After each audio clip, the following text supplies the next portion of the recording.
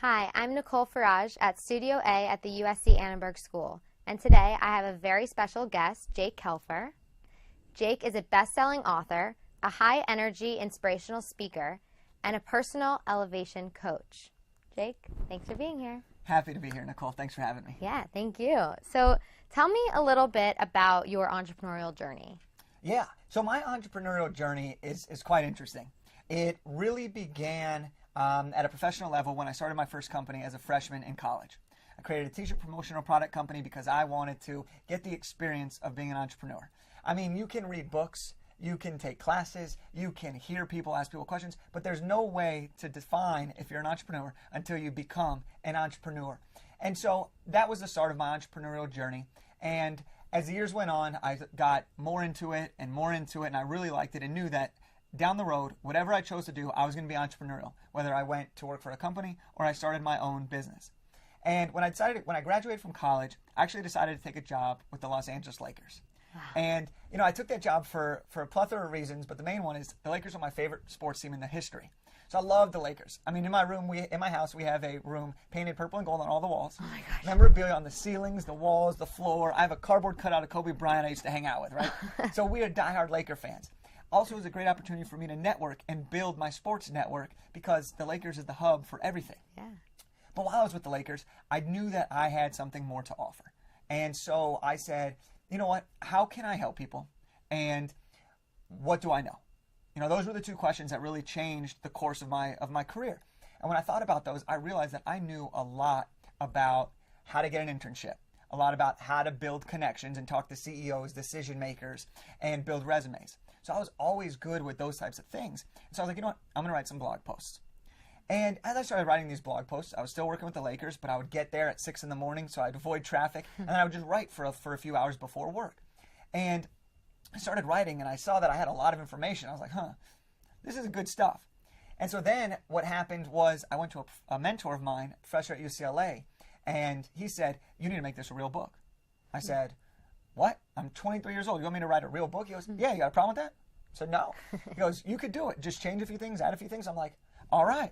So I went home. I'm like, Mom, Dad, I'm writing a book. And they were like, all right, we support you. And so then I turned in this blog post into what became my first book, Elevate Beyond. And we'll get into like the launch and everything, which is a really great story in a second. But once I launched that book, it was at the end of the Lakers season, and I decided this was time for me to leave the Lakers, thank them for my time being there, and then start my own company. And for the year and a half that it's been, almost a year that it's been, I will have written a second book that'll be coming out next year. I have done personal elevation coaching where I help people achieve their own definition of success. And I'm working on several other great projects that I'm very happy to be a part of that are going to make the world ultimately a better place. So that's a little bit about my entrepreneurial journey and how I've kind of gotten to this point. What a mission, what a journey so far. Yeah. It's like inspirational just to hear that part of it. Wow. Tell me about the process of writing this book, because I don't even think I would ever be able to write one. And the fact that you've done this so far, it's incredible. Yeah, so writing a book for me was like, I knew I wanted to write a book. Yeah. I thought I was going to do it when I was way older, when I had more what people define as success typically. But I was like, no, I can do it. Let me take on the challenge of writing this book. But the real interesting thing, and for me, was I'm a go-getter. I'm a hustler. I want to make things happen. I want to do things that people will tell me I can't do because I want to accept the challenge. And when I decided to write this book, I didn't say I just want to write a book. I said I want to write a best-selling book. And so in the 6 months that I had the idea of I'm going to write these blog posts to the time I decided to launch my book, I went from blog post to creating a best-selling book in 6 months. A process that most people would never attempt. Most people think it's crazy. I still think it's crazy. And if I were to do it again, I wouldn't probably do it in that short of a time frame. But the process was so incredible because I was able to interview some amazing people, such as Jake Caston, the CEO of Movement Watches, Brock Vereen, a former NFL player. I was able to interview professors from USC, people from Morgan Stanley, Apple, so many incredible people that wanted to be a part of this book to share the message of how to stand out in the job market and discover your passion. So combined with my experiences, combined with these interviews, I was able to tell a story on an outdated topic of the job market to help people in the millennial age have fun and have something that they can use as a reference. And so when I decided on my launch date, and this is really funny, is I said, you know what, the Lakers, unfortunately, aren't making the playoffs. And the last game is April 13th. So I said, okay, April 13th is the final day of Lakers season. My book's coming out May 1st. And the reason I said that was because I wanted to, when I'm older, to tell my kids and my grandkids that I retired from the Lakers the same day as Kobe Bryant, because it was his final season. So when Kobe retired, I hung up my shoes as well, and me and Kobe are essentially in the record books together. That's cool. Yeah, so that's a good story. You know, so it's pretty interesting to me, but the process has been incredible, and my journey's just getting started. And that's what I love to tell people is like, people think, oh, you've done this, oh, you've done that. I'm like, well, I'm just getting started. We're all on a different path to whatever we define success as, so enjoy the ride and keep going. Well, you've accomplished so much in so little time, and I think that's why people are so blown away by your story. Appreciate that. So what is next for you? Like, you really have accomplished so much. I can only imagine what you have to come in the future.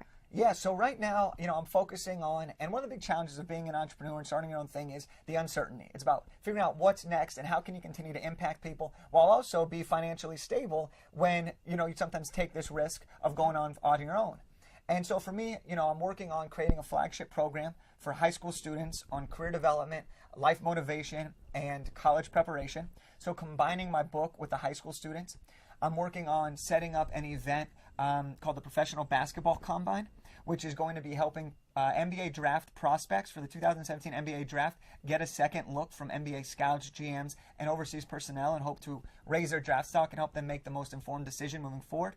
And then I'm also working on my second book called Elevate Your Network, which is really, really exciting. So working on some great things, and you know, I'm just excited to see where the journey takes me. It's so exciting.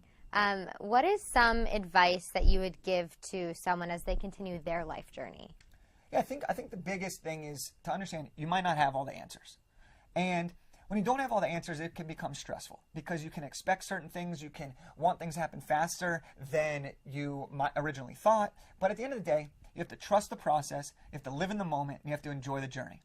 If you can find it within yourself, and I struggle with this all the time, but I'm learning to get better at it. But if you can find it to live in the moment, to enjoy every moment, and to enjoy the journey, you're going to be able to elevate your life to whatever level you want it to be. So my big advice is enjoy the ride. I love that. That's inspirational. That's a good place to leave off. If you want to hear more about Jake, which you definitely should, you can find him at jakekelfer.com and on social media at Jake Kelfer.